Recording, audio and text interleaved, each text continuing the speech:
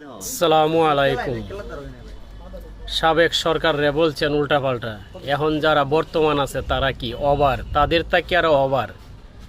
এক রাবণ গেছে, ডাবল রাবণ আসছে।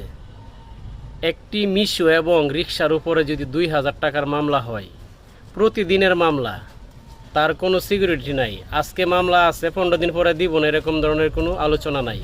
আজকে মামলা দিছে, আবার পরের দিন আবার একই মামলা। একই গাড়ির মাধ্যমে যদি প্রতিদিন মামলা দেয়, এইটা যদি জাগার মাধ্যমে অফ করে দেয়, তাহলে তো সাধারণ মানুষে কিনা লাগে না। সরকারি ব্যাট কোম্পানির থেকেও পাইতেছেন, ইনপুট থেকেও পাইতেছেন, শোরুম থেকেও পাইতেছেন, পাশাপাশি গরিবের উপরে জুলুম চাপাইয়া দিচ্ছেন। জাগাত বন্ধ করেন, সন্ত্রাসী জাগার মাধ্যমে বন্ধ করেন না, ফাহ সাধারণ মানুষ এবং গরিবের উপরে হয়রানি এরেসমানি করাইতেছেন। এটারও একদিন রিজাল্ট আসবে।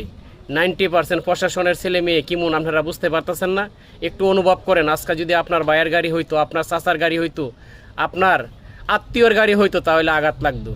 তাই সন্তানের দিকে একটু তাকিয়ে একটু জুলুম বন্ধ করার চেষ্টা করেন, এবং পাশাপাশি মানুষকে যদি ভালো কিছু করতে না পারেন, অন্ততপক্ষে যদি গাড়ি বন্ধ করে দেন, গাড়ি আপনারা জাগাত বন্ধ করেন, আনাসুতি গাড়ি বন্ধ হয়ে যাব। শোরুম যেওতে বন্ধ করতে পারেন নাই, ইনপুট বন্ধ করতে পারেন নাই, মামলা দেওয়ার জন্য তৈরি আছেন বিভিন্ন জায়গার মাধ্যমে। কারণ কি? রিস্কার কোনো মামলা? আমরা কোন দেশে বাস করি?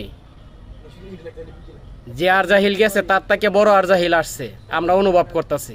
আসসালামু আলাইকুম ওয়া রাহমাতুল্লাহি ওয়া বারাকাতুহু।